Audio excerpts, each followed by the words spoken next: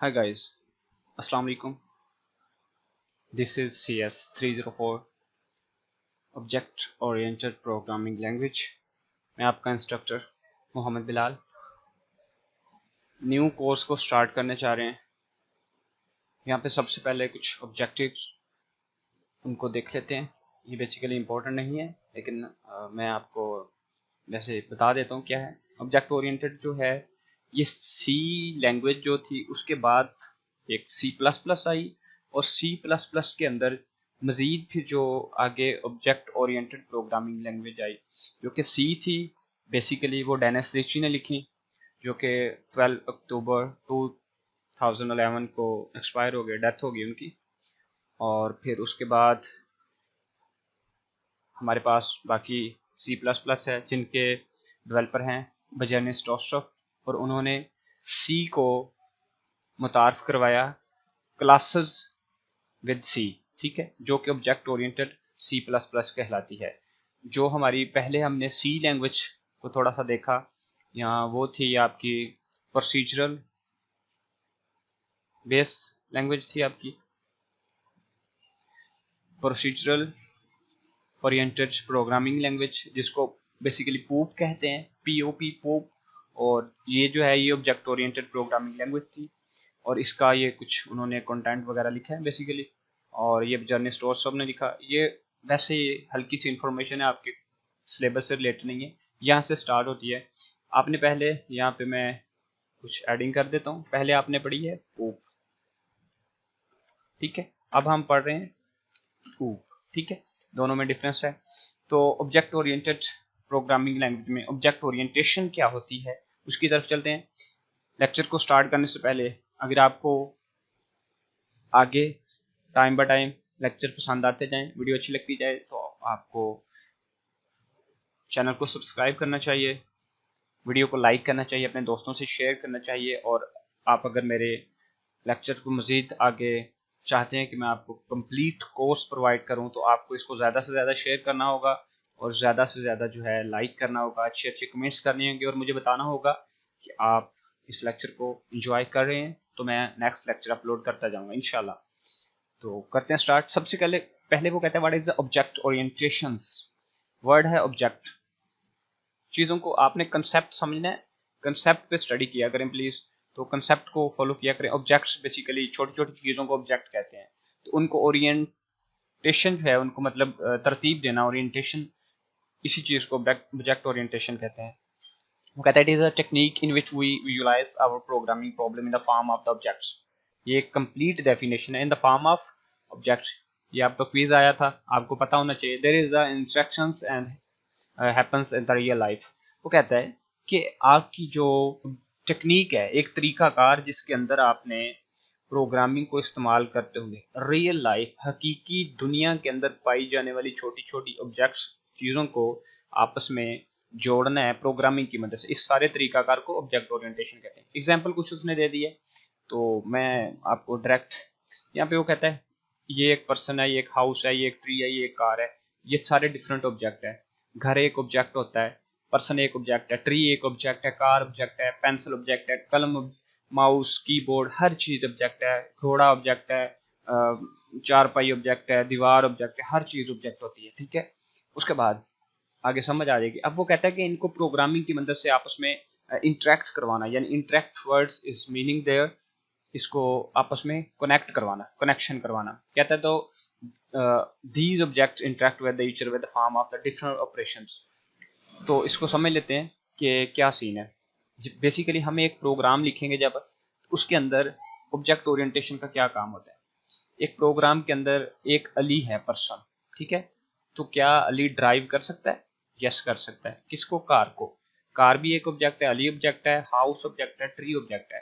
तो अली क्या है? वो क्या कहता है कि वो घर के अंदर रहता है, तो ये इसके साथ जुड़ गया है, कनेक्ट है, यानी कि इंटरेक्टेड है इसके साथ, बिल्कुल है। तो live in a house, Ali गाड़ी को ड्राइव करता है, तो ये दोनों इसके साथ कनेक्टेड हैं, ठीक है। अगर वो इसको भी कनेक्ट करना चाहे तो वो कहे कि अली जो है वो दरख्त के पत्ते खाता है, ठीक है। एग्जाम्पल दे रहा हूँ ऐसे, हालांकि इसके साथ इसका कनेक्शन नहीं है, या इसके साय में बैठता है, तो इसका इंटरेक्ट हो सकता है। ये आपकी मर्जी कि आपको जो प्रोग्राम डेवलप करे उसका कैसे रहा। आगे थोड़ा सा चलते हैं। उसके बाद वो कहता है कि दूसरी एग्जांपल प्लेग्राउंड, पेरेंट्स, क्लासरूम, तो इसको नीचे उसने बताया ऑब्जेक्ट इन स्कूल। अब एक स्कूल का प्रोग्राम आप लिख रहे हैं तो उसके अंदर क्या सीन है कि ये एक टीचर होता है स्कूल के अंदर। स्कूल के अंदर कितने ऑब्जेक्ट होते हैं? स्कूल के अंदर बहुत सारे ऑब्जेक्ट होते हैं। टीचर होता है, स्टूडेंट होता है, स्कूल बैग होता है, बुक्स होती हैं, पेन होता है, प्ले ग्राउंड होता है, बहुत सारी। तो ये चीज़ें क्या आपस में इंटरेक्ट हैं? यस। जो टीचर है उसने स्टूडेंट को पढ़ाना है, स्टूडेंट के पास बस्ता होता है जो कि बैग होता है आजकल, और उसके बाद एक किताब होती है जो कि आजकल बुक होती है, पेन, कलम, ये सारी चीज़ें आपस में राब्ते में, कनेक्शन में होती है। इनको इंटरेक्ट करवाना होता है। तो ये सारे ऑब्जेक्ट्स हैं, इनको आपस में कनेक्ट करवा के एक प्रोग्राम लिखना, ठीक है, ऑब्जेक्ट को इंटरेक्ट करवाना each other, this is known as object orientation. यहाँ पे कहते हैं suppose we want to develop the fee collection system for the school. एक स्कूल के लिए हमने फी का कलेक्शन वाला सिस्टम बनाना है, बच्चों से फीस लेनी है। रिलेटेड ऑब्जेक्ट, इससे जो ऑब्जेक्ट्स रिलेटेड हैं उन रियल लाइफ में उनकी मदद से। कहता है कि we can say that object orientation make it easy. ये आपका क्विज है कि इसको काफ़ी इजी बना देती है, प्रोग्रामिंग को इसने बहुत ज़्यादा आसान कर दिया था। कहता है solve our real life problem with the thinking solution for the problem in term of real life. जैसे कि रियल लाइफ में होता है, आपने वैसे वैसे सोचते जाना है, आपको पता चलता जाएगा। In our daily life everything can be taken as object. हर चीज़ ऑब्जेक्ट है। मेरे पास ऑब्जेक्ट ओरिएंटेशन की एक सिंपल सी एग्जांपल ये है। मैं ये कहता हूँ कि हर एक चीज़ ऑब्जेक्ट है, वही उसने लिखी हुई है कि एवरीथिंग इज ऑब्जेक्ट। कहता है दैट बिहेव, जो कि बिहेव करता है, ठीक है, कहता है। उसके बाद कहता है सर्टेन एट्रीब्यूट्स, इसके कुछ एट्रीब्यूट्स होते हैं हर चीज़। ये बड़े इंपॉर्टेंट क्वीज हैं पहले चैप्टर में, और कोई मुश्किल नहीं है, बहुत ज़्यादा आसान है। और मैं इसको मजीद कहता है object orientation we move our concentration to the object to the start of the procedural paradigm in which we simplify write our program, वगैरह वगैरह। वो कहता है कि हम क्या करते हैं, वो कहता है इसमें ऑब्जेक्ट ओरिएंटेशन में, ये एक सवाल भी है, एक क्विज भी बन रहा है। ऑब्जेक्ट ओरिएंटेशन में हम क्या करते हैं? वी मूव आवर कंसंट्रेशन, हम अपना जो कंसंट्रेशन होती है, जो हमारा मतलब फोकस होता है, वो हम ऑब्जेक्ट्स पे डालते हैं। मतलब ये चीज़ कैसे है, ये इसके साथ कैसे काम करेगी, बच्चा स्कूल कैसे जाएगा, बैग्स में बुक्स कैसे रखेगा, ठीक है। तो इन कंट्रास्ट टू प्रोसीजरल, ये क्विज आया था एक। तो इन कंट्रास्ट यानी कि प्रोसीजरल पैराडाइम की निस्बत वसी उसका जो मजीद है वो है ओरिएंटेशन। इन कंट्रास्ट प्रोसीजरल की निस्बत वो कहता है इसमें हम क्या कहते हैं, हम ऑब्जेक्ट्स पे काम करते हैं, और जो पहली वाली लैंग्वेज थी उसमें हम प्रोसीजर पे काम करते हैं, ठीक है। उसके बाद कहता है व्हाट इज द मॉडल। अब मॉडल क्या है? Model is the abstraction of the something real और कंसेप्चुअल। अब मॉडल क्या है? मॉडल बेसिकली ये होता है कि आपने एक मॉडल बना दिया, साथ में हम एक पेंट ले लेते हैं, साथ में मैंने एक ले लिया है पेंट।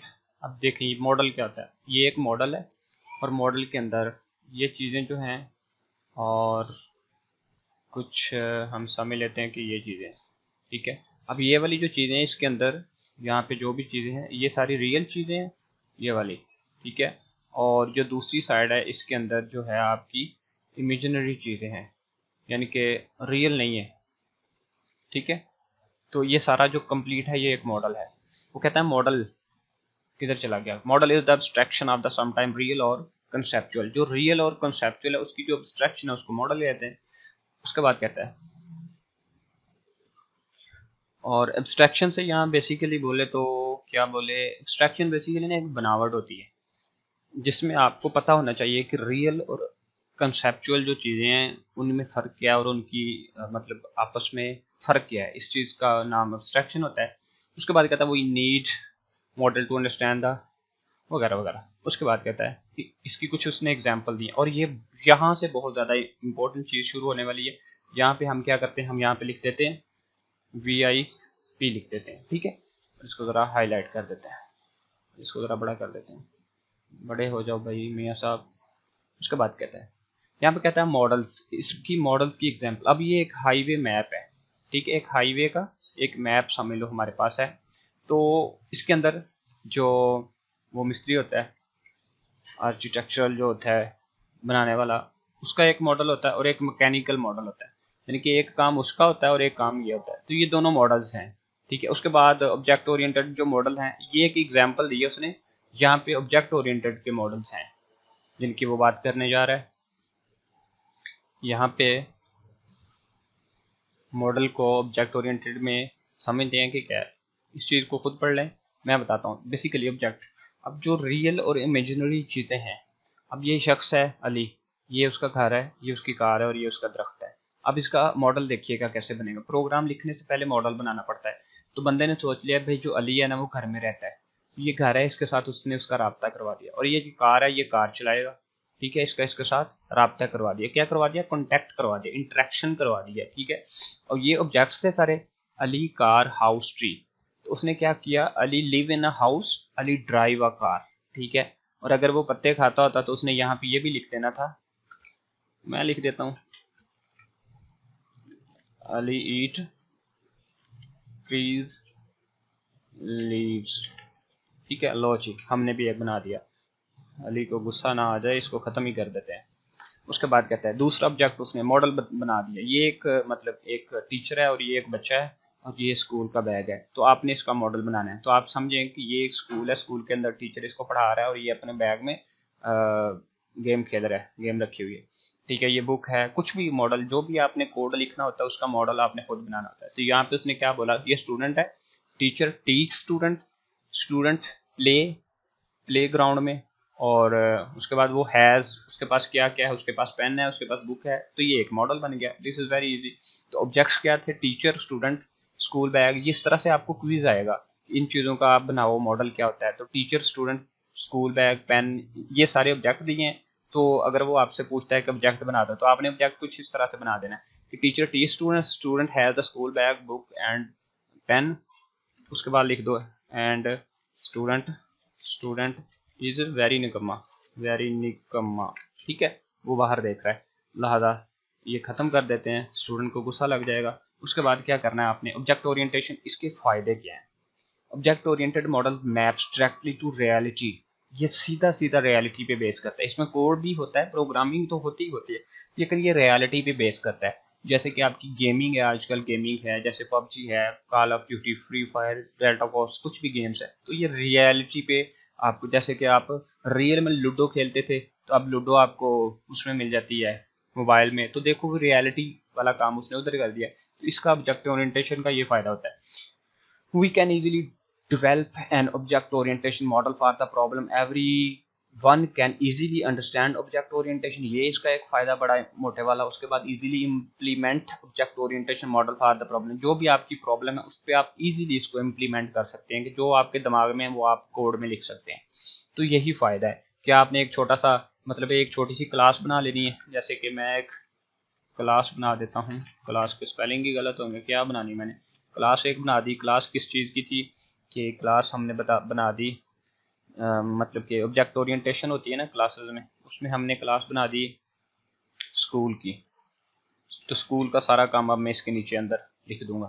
तो उसके बाद क्या कहता है, what is the object. Object क्या होता है, छोटी छोटी चीज़ें सारी ऑब्जेक्ट होती हैं। एवरीथिंग इज द ऑब्जेक्ट, हमने ऊपर पढ़ा था, एवरीथिंग इज द ऑब्जेक्ट। तो आपने इधर उधर नहीं जाना, ये वाली डिफाइंड वहाँ पे चिपका देनी है। उसके बाद मतलब चीज़ें जो भी हैं वो सारी ऑब्जेक्ट होती हैं। उसके बाद वो क्या कहता है कि सम टाइम टेंजिबल और सम टाइम कंसेप्चुअल, ये बहुत ज़्यादा इंपॉर्टेंट वाला, ये दोनों चीज़ें ये मैं आपको समझाता हूँ। अब देखिएगा, समझिएगा। जो ऑब्जेक्ट होता है, ऑब्जेक्ट इज, ये वर्ड देखो, ऑब्जेक्ट इज, ये क्विज आता है इसी तरह same as it. Object is और ऑब्जेक्ट हैज का मतलब होता है उसके पास क्या है या वो क्या चीज़ है उसके पास, और इज है मतलब वो खुद क्या है। तो सम टाइम टेंजिबल होता है, जो ऑब्जेक्ट होता है वो सम टाइम टेंजिबल होता है। टेंजिबल का मतलब होता है उसका कोई ना मतलब वजूद ज़रूर होगा, मतलब कि उसको हाथ लगा सकते हो आप, ठोस है मतलब टेंजिबल, ठीक है। अली, उसको हाथ लगा सकते हैं, स्कूल, ठीक है। उसके बाद हाउस, कार, ये सारे टेंजिबल हैं। सम टाइम जो ऑब्जेक्ट है वो कंसेप्चुअल होता है, इनटेंजिबल मतलब बोले तो इनटेंजिबल, वो कंसेप्चुअल होता है। यानी कि आप कह लें कि डेट, टाइम, डेट, इन चीज़ों को आप पकड़ नहीं सकते, ना डेट कभी पकड़ी गई ना टाइम, तो ये कंसेप्चुअल होते हैं। इनटेंजिबल, तो ये टेंजिबल होते हैं जो कि ठोस होते हैं। तो ये खुद किसकी बात हो रही है, ऑब्जेक्ट की खुद, यानी कि ऑब्जेक्ट जो है उसकी बात हो रही है। अब ऑब्जेक्ट के पास क्या होता है आगे, ऑब्जेक्ट की फर्दर मतलब वो क्या कर सकता है, तो स्टेट होती है उसकी, ठीक है, जिसको एट्रीब्यूट्स कहते हैं। ये बड़ा इंपॉर्टेंट है कि जो ऑब्जेक्ट है उसकी स्टेट यानी कि उसका एट्रीब्यूट, और उसका जो बिहेवियर है यानी कि ऑब्जेक्ट की ऑपरेशन क्या कर सकता है, यानी कि ऑब्जेक्ट खा सकता है, चल सकता है, पी सकता है, रो सकता है, उसके बिहेवियर। और ये उसकी स्टेट है कि वो कितना मोटा है, कितना पतला है, कैसा है, तो ये इसकी स्टेट है, ठीक है। ऑब्जेक्ट हैज और ऑब्जेक्ट इज दोनों में फर्क। उसके बाद क्या कहता है टेंजिबल और रियल थिंग्स, ये मैंने खुद यहाँ पे ऐड किया था बच्चों को समझाने के लिए। तो टेंजिबल का मतलब होता है रियल थिंग्स, जैसे कि कार, ठीक है। और उसके बाद है यहाँ पे ये ईट जो है उसका बिहेवियर है, ठीक है। इसको मैं यहाँ से खत्म ही कर देता हूँ, आपको कन्फ्यूजन हो जाएगी। उसके बाद कहता है इनटेंजिबल, जस्ट कंसेप्ट होता है, like the time, second, day, year वगैरह वगैरह। और उसके बाद कहता है टेंजिबल और इनटेंजिबल, आपकी बुक में जो लिखा है एग्जाम्पल ऑफ टेंजिबल और intangible. Tangible object having some characters attributes, जो कि टेंजिबल होते हैं ना, जैसे कि जो कि ठोस होते हैं, उनके कुछ ना कुछ एट्रीब्यूट्स होते हैं, ठीक है। और एंड बिहेवियर जो कि दिए हुए हैं नीचे।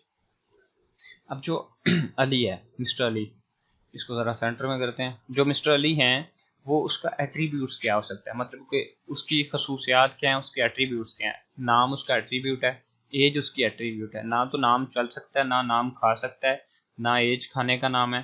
तो ये चीज़ें हैं उसके एट्रीब्यूट्स हैं, उसकी स्टेट है, उसकी खसूसियत है। लेकिन यहाँ पे जो अली साहब हैं वो क्या कर सकते हैं, वो खा भी सकते हैं, चल भी सकते हैं, रो सकते हैं, कराई, सारा कुछ ये उसके उसके हैं बिहेवियर, ठीक है। ऑपरेशंस, यानी कि जो एक मिस्टर अली एक ऑब्जेक्ट है, ये क्या कर सकता है, ईट कर सकता है, वॉक कर सकता है, क्राई कर सकता है। जो काम है उसके, जो वर्ब हैं वो उसके बिहेवियर है, ऑपरेशंस।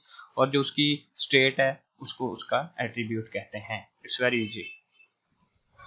उसके बाद कहता है we will identify Ali using his name, उसके नाम से।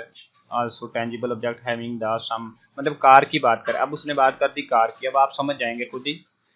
क्या शोर है यार, हमारे यहाँ पे बहुत ज़्यादा आवाज़ें आ रही होंगी आपको पीछे, बैकग्राउंड म्यूजिक।